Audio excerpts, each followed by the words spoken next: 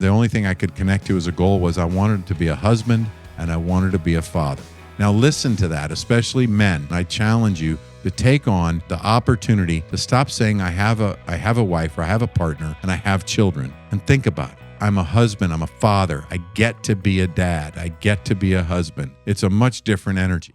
Think about that. I was recently informed that 96% of all people watching, that means you, are not actual subscribers to the channel. So take a second, hit subscribe.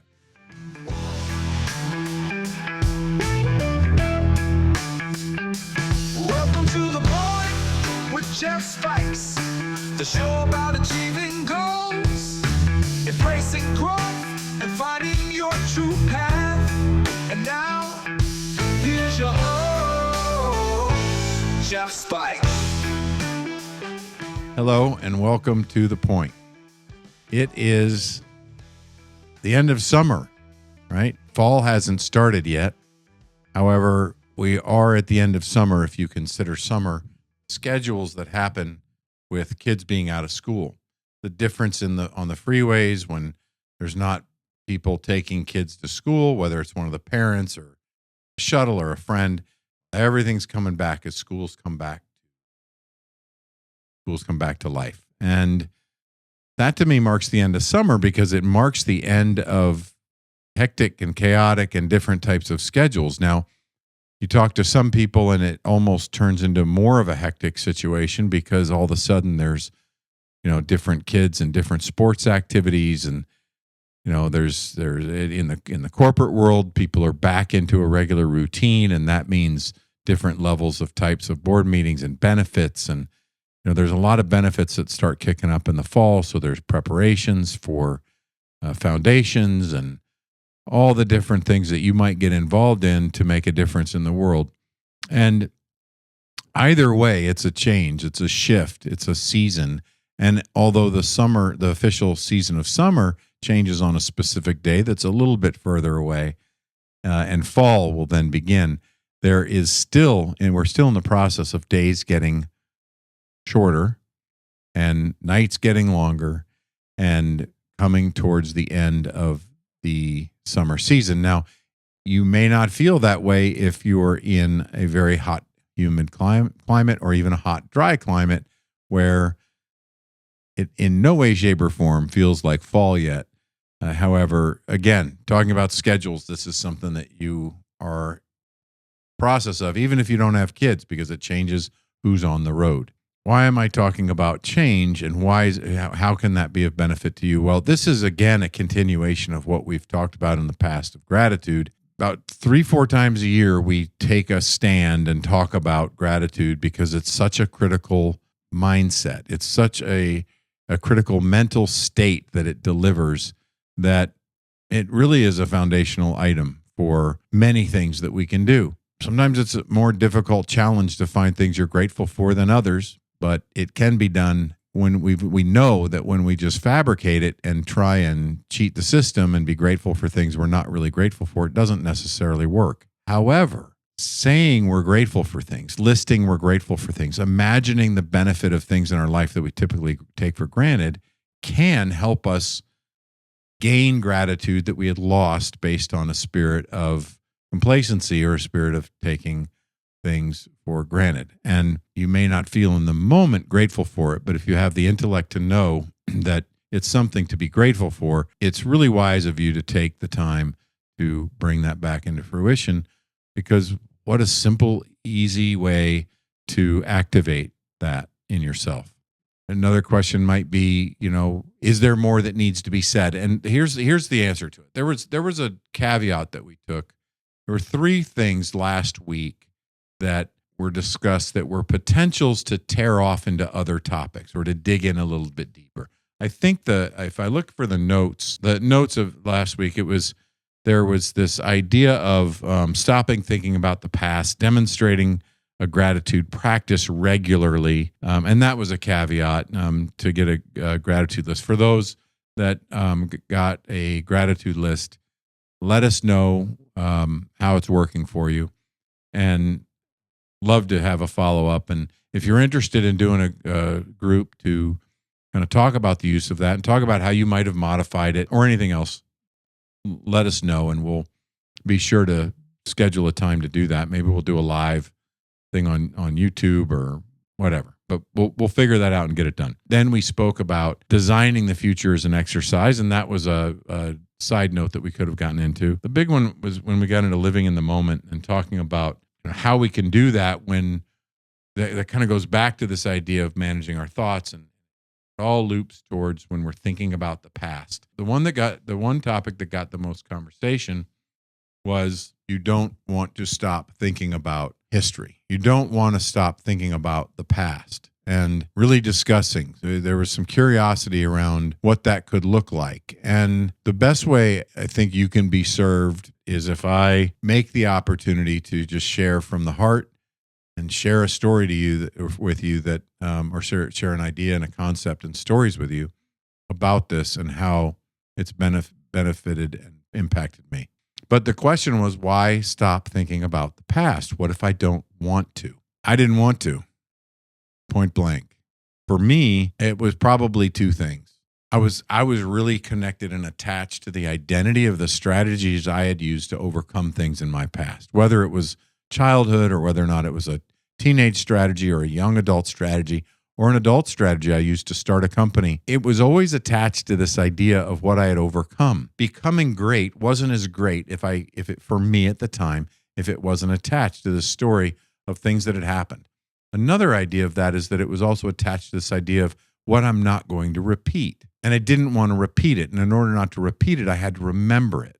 Well, these were ideas I had and practices I had before I became more educated and more understanding about how the brain works, how thoughts work in the brain, and how really simple instructions that are given in all types of spiritual texts and scientific journals and everything else about the brain that were stated. And if I just think back on being taught as a kid from churches of think on things that are good, think on things that are, and there's verses on that in different texts. Well, those were simple instructions. I'm like, oh yeah, right.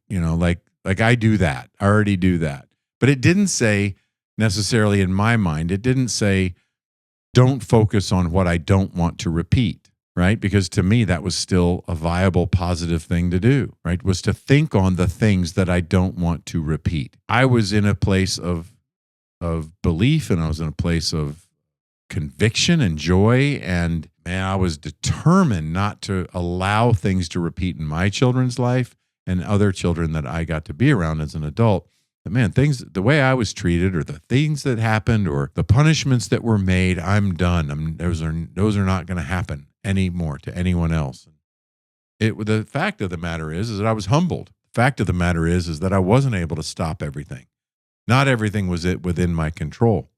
And as kids get older, they start doing their own thing. They have more independence, and they can get their feelings hurt, and they can get into stressful situations, and it's just the way that things happen.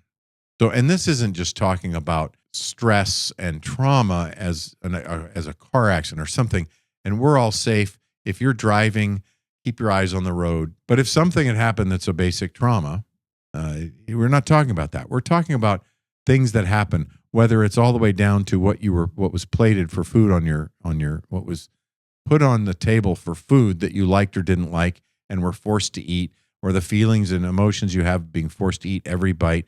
There's lots of messaging that you were given that you didn't accept, but were ingrained in you. Therefore, it's part of your story. Well, for me, I had a lot of those. I also had some traumas and some other things, but this isn't to talk about trauma as much as it is to talk about today. In the moment when I was first going through a lot of these thoughts around how to change, and I was some point younger, I did my first training with NLP, and I looked at a couple of programs to go through, and I had done a couple of retreats and some other things, and I was really attached to my story. So I didn't want to stop thinking about it. It was part of my identity. So that's the bottom line. I'm using a lot of words to say the things you've overcome are attached to your identity, and the strategies you've used are attached to your identity. You might not want to stop thinking about it.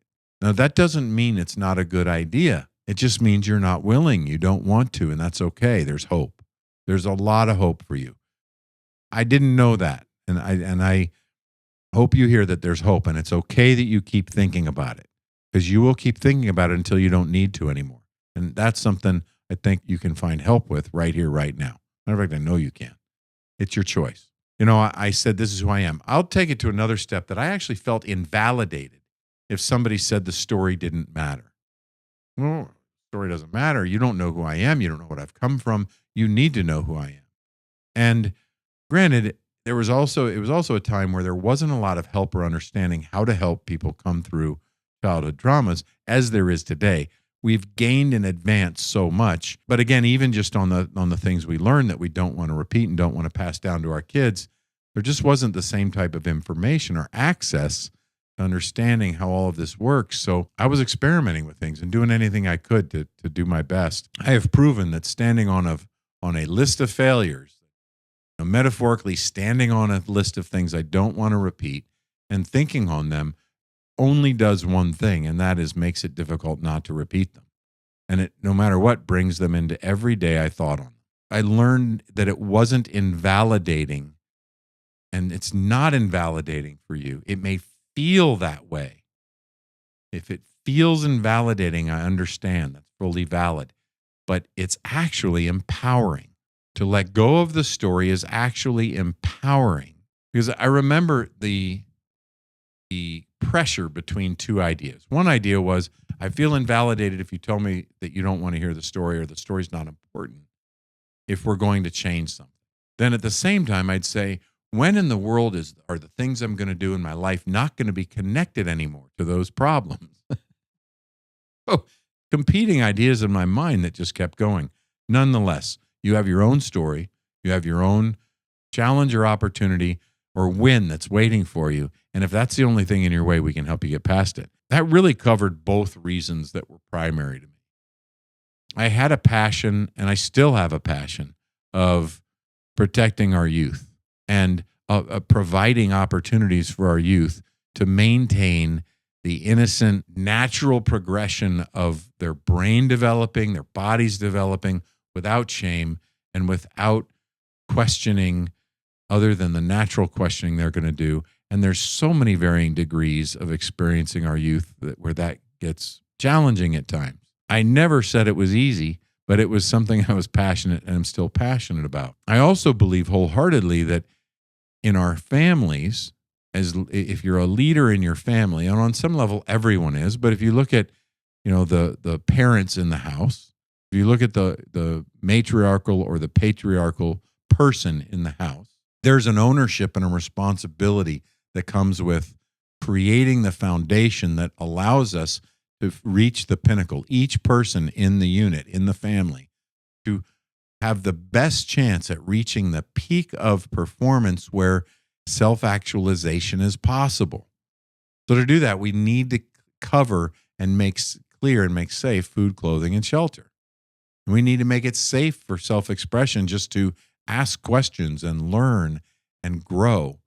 And we need to have, and that's mental safety of being able to test different things and different behaviors and different strategies and do all these things without having it be attached to your personality, because you're figuring things out. So that mental, physical safety to try things, right? And then we want to be able to move up into that more emotional safety. So there's steps to that we can provide for our families. The easiest thing about it is that when you mess it up, apologies, heartfelt apologies, and a true desire to create all that covers a lot of ground and helps a lot of people. So here's how I overcame the idea of being attached to strategies. I'm going to share that it was a long and lengthy process, but what I've learned is that when it wasn't anymore a long and lengthy process, it wasn't. And it became a decision. And that's really all it was. It was a decision. I remember the day that I walked into a room, and I'd walked into a program I had signed up for. I'd paid a lot of money to be able to sit in this room of successful people to really test and challenge our minds to think differently and to learn what programs we were walking with and how we could redevelop new programs for our lives. And that was in Upgrade with John Madsen of Superhuman and William Lamb of Upgrade. Were hosting and running that program. I walked in there, and one of the first things said was, "We don't care about the story. We can help you change and help you rewire and reprogram some things without any story." And I had an overwhelming sense of gratitude that didn't feel anything but positive. I was no longer attached to the story in my identity when I got there. I had done a lot of work up to then, but there were times that there were times I did walk out of rooms because of that type of a statement. So what happened between the time of being attached to the story so much that I felt invalidated and walked out of a room that had great hope for my change, instead of staying and not feeling anything other than positive vibes and knowing that that was exactly where I needed to be and got to be. A lot of things happened, but the key elements were that I began new practices of behavior demonstrating care for myself. It had to do with taking care of myself physically, allowing myself permission to completely change things that I was doing. I always knew I could turn around and change my metabolism because I had a metabolism of a heavy person and I didn't want that anymore. So I knew I could change that. I wanted to become, instead of farm strong, as I called it, or ranch strong, I also wanted to become healthy, fit, lean, and get rid of visceral fat and do all kinds of things. And the diet culture, choices and decisions I'd made with the diet culture had not turned out well for me. I had made decisions that had me diminish my muscle, gain fat, and I was finding a very difficult time to be strong anywhere. I was no longer strong in a lot of ways and needed to rebuild a lot of strength. So, and I didn't have a like for gyms. So a major part of it was that. Another was doing things that were uncomfortable at first and recreating some belief systems and beginning to express and demonstrate that I was making demonstrations of love for myself in these behaviors. And they weren't attached to anything other than that. There was a huge overarching goal that I had set of what I wanted, that I just shared about. I knew what I wanted in physique, and I was being trained to practice envisioning and understanding and really drawing detail to that I was looking for. And then I began working towards it. But I let go of that larger vision when I started doing these demonstrations. That had more lateral value for me in that moved into other areas. And I will forever be grateful to John Madsen and Superhuman and his entire team for what that did to me. I was given a promise that when you're done with our program, when you're done with the first or second round of the program, that we walk you through, if you do everything that you're asked to do, you will know exactly what you're doing to your body when you do it. When you train, when you walk, when you relax, when you eat, what you eat. And he was absolutely 100% right. Does not mean that that there's not more room for growth and understanding and gains in that area. But what happened is that I boiled it down to the daily behaviors, and I walked in those daily behaviors. I performed those daily behaviors as demonstrations of love to myself. That oddly allowed me to begin to disconnect from anything other than that loving feeling, that love emotion, that love idea. And in that, anything from past, present that was not of love was diminishing and losing its value and losing its weight. Prior to that, I had been making a lot of changes in my business world and in my mind of how I was working in business. And I was making steps forward. And I had stepped away from a long career in supply chain and in facilities, doing a lot of vendor management, doing a lot of really things that were amazing to me. And my way of doing them, I was very good at what I did. There's nobody that ever toured the restaurants or the stores or the places that I was in charge of that didn't have some type of awareness or comment that these are really well maintained. Or in the supply chain, I had extremely good records of making wins, whether it was increasing the availability of products or raw materials and the price and the way that they were packaged and shipped. And just there were a lot of gains. We had multi-million-dollar awards, savings awards from some of our major clients. And so I was excelling in those areas. But the way that happened was that I was showing up to do all those things, but I was not really honoring the core of who I am and who I know myself to be, other than I was doing it what I called sideways. I was coaching, advising, and I was helping businesses grow and change how they did things to be better for what I needed or what my company needed. So the number one way that I moved forward and succeeded was through learning about servant leadership and serving others so they get what they want. And in turn, everything, all the needs of myself and my company and the places I was serving were met. I added to that some coaching methods with Clifton Strengths and some other things where I could walk into a business and say, and I could actually go out and search for businesses that wanted to grow, that wanted to be phenomenal customer for my type of for the type of client we were. I offered to train them and help them. If they had that spirit of desire, I could teach them the skills they needed to be great. And one of them was asked by the corporation I worked for later to start training other vendors all over the country, and they became a hugely successful company in doing so.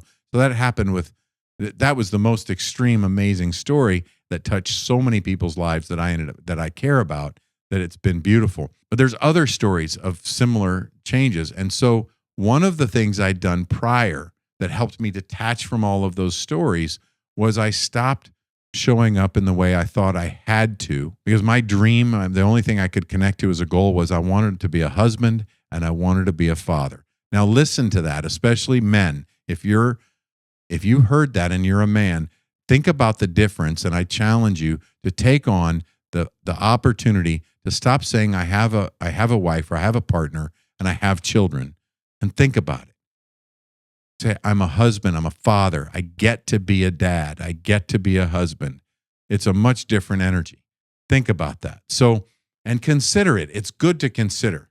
It's good to consider it, right? To think about what the difference is between when we say those two things. It's all I knew that I wanted to be.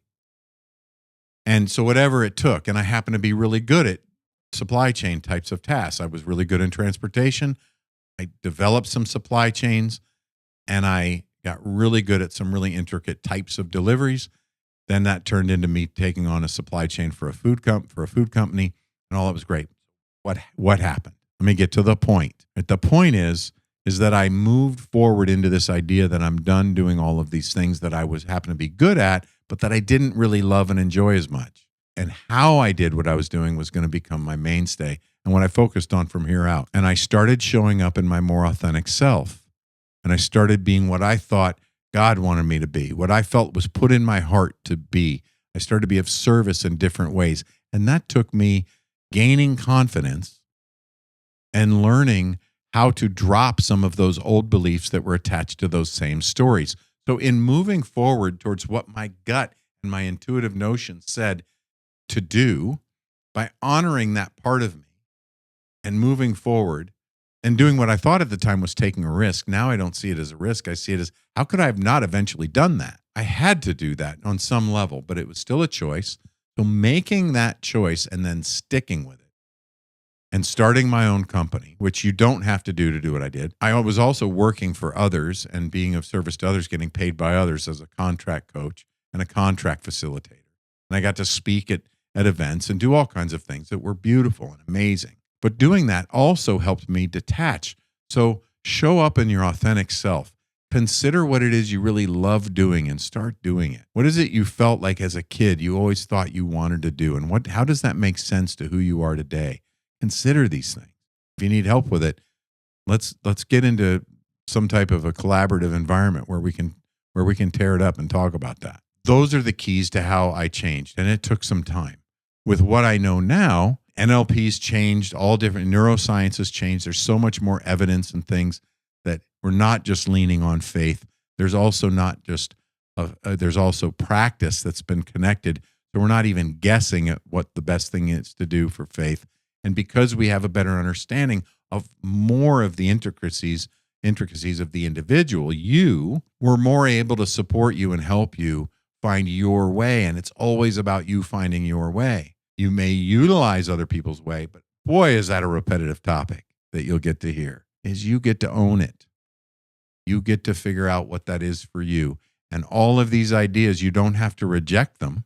It's not about rejecting them. It's about considering them and then taking what works for you from them and claiming it as your own. I'm going to end on this. There's a really linear friend of mine that teaches centering prayer, and he's really into Thomas Keating, the history of the fathers in the Catholic Church or the Franciscan realm that really pioneered these ways. And I'll tell him how I owned a combination of centering prayer and contemplative prayer into a visualization practice that works for me. And all he can say is, well, you're not doing it right. And because if you read the book and it tells you, and I love this guy, he's an amazing teacher. He helps a lot of people learn to meditate, learn to find peace, learn to calm their mind. Cows taught me the best message or lesson on how to quiet my mind, because all I could focus on was them when I was in the pen, on the ground, on my feet, in front of these huge animals that were moving quickly. Working in that environment taught me to calm my mind because it made me hyper-focused on one thing. Once I realized that was what was happening, why I was so attracted to it, and other types of things like that took 100% full attention, like adrenaline can. Once I learned that, then I believed I was capable of thinking differently. But again, I took ownership of a couple of different methods, made it my own. And then to people who are very linear and thinking that there's a specific way, it wasn't right for them anymore. And for a minute, that threatened me, had me feeling less than, like maybe I'm doing something wrong. And I had to double guess it and think back. Along about the same time that I stopped having to do that, and I allowed myself, I gave myself permission to have it the way that was best for me, and to trust that. The better I got at trusting my intuition and really living in that space and trying it for myself and owning it for myself, the less that bothered me and threatened me. And that also helped me disconnect from the story. I found that I was able to look back and just realized I was no longer connected to those strategies because I was working on things, on ideas that allowed me to shift my identity. Now, there's some other steps and stages that you can go through to help you do that, and they're common in many ways to many different change processes, and we can go there. That's my personal story of how that happens. So if you're an individual that is attached to the stories of the past, you don't want to stop thinking about them. There's an encouragement for you. There's some ways we can help you detach and disconnect from it in a way where you won't feel invalidated when the story's not important to them. I can teach you, I guess a third part of this that I haven't really said is that there's this way of sharing these stories now that I can bring up only if they're of service to someone else. And that's given them actually a much greater value than I ever could have imagined than when they were holding me up in my ego and in my backbone, being valued or important, letting go of all those things. That was a gift that came along with it. So if you're someone that's gone through this type of an attachment, and there's a lot of hope, and we can get you through that. There's many of us that can get you through that, but I can help you through that. And you can be free and have an amazing life ahead of you where you can have much more choices than you do today. Vulnerably, openly, humbly, bring that to you. And if you love that message, awesome. If you know someone that needs to hear that message, please share it with them, because you are absolutely amazing and you are unique in the way that you were made. And so is the person you're thinking of that needs to be touched by that. And the more people we help realize that, the better. Peace out. Love to all. See you next week. Thank you for joining us for another amazing episode of The Point with me, Jeff Spikes. Please visit jeffspikes.com for everything you would need to know to engage with me offline.